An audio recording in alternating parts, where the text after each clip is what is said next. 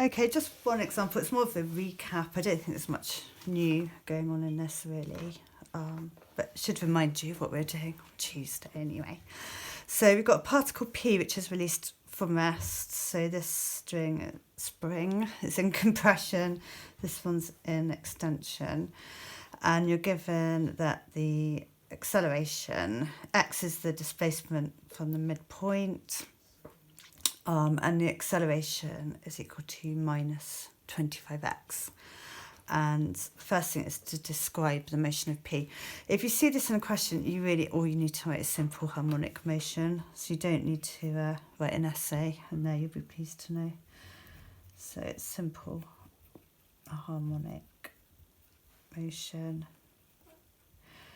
And then given that x equals 0.4 and v equals 0 when t equals 0, solve the differential equation. So the second derivative, or the acceleration, plus 25x equals 0. These shouldn't cause a problem to solve at all. So the auxiliary equation is m squared plus 25 equals 0. And that gives you m is equal to plus or minus 5i. And then if you go into your standard forms for solving second order differential equations, x is equal to a cos 5t. They're all going to come out the same anyway. Plus b sine 5t. You probably picked this up last lesson actually, but the standard form for these, for solving these simple harmonic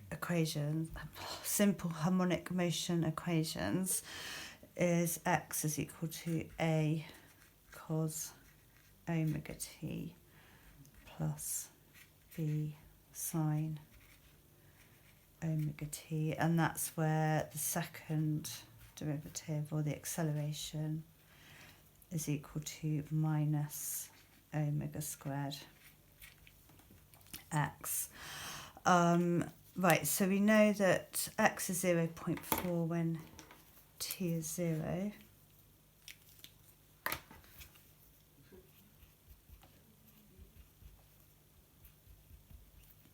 So 0.4, cos of 0 is 1, so a is equal to 0.4, and we know that the velocity is 0 when t is 0. So to find the velocity, I need to differentiate with respect to time the displacement. So velocity dx to t, so you get minus 5a sine 5t plus 5b cos 5t. We know that a is 0.4. It's not going to affect you much for this one, but that actually goes to minus 2. And v is 0 when t is 0, which makes sense, doesn't it? So this distance to the centre here is 0.4, and it's being released from rest. So that's essentially what's happening with those initial conditions. So where have I got to? So here's v, so 0, sine of 0 is 0, is equal to 5b, cos of 0 is 1, and so this actually gives you b equals 0. So this particular solution to the differential equation is that x is equal to 0.4 cos 5t. Cos curves are just translations of sine curves, but this one's defined in terms of cos rather than sine.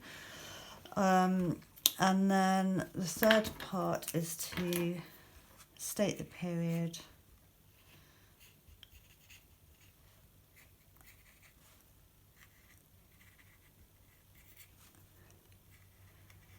and find the maximum value of V. So the period, I know I mentioned this last lesson, but the period, so that's the other thing, which is the same for all of these, is equal to 2 pi over omega. And for this one, omega is equal to 5. So you can sort of think about it as a translation. So cos of 5t is a stretch scale factor of fifths parallel to the x-axis. So the period was 2 pi. It's now going to be 2 pi over 5. So you don't need to memorise this if you have an understanding of this trig curve as a sketch. So period is 2 pi over 5. And the maximum value of V, we know that V is equal to minus 2 sine 5t. So that's coming from here. And sine is oscillating between 1 and minus 1 as t changes. And so the maximum value of V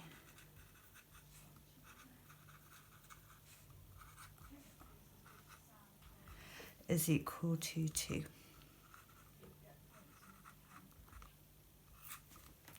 That's it. The only other thing I was just thinking as I was writing is if you've got something like, I don't know, x is equal to 2 cos 4t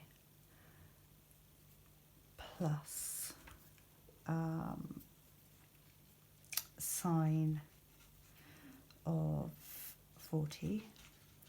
So if b didn't come out as being 0, and if you want to find like the amplitude of the wave or something like that, just remember you might need to put this into r sine of 40 plus alpha form. So just keep an eye out for that in questions as well. We did that last lesson, but yeah. Keep an eye out for that. So if you, finish off questions from last lessons, a couple of new ones, and if you finish early, then feel free to start your homework. See how you get on.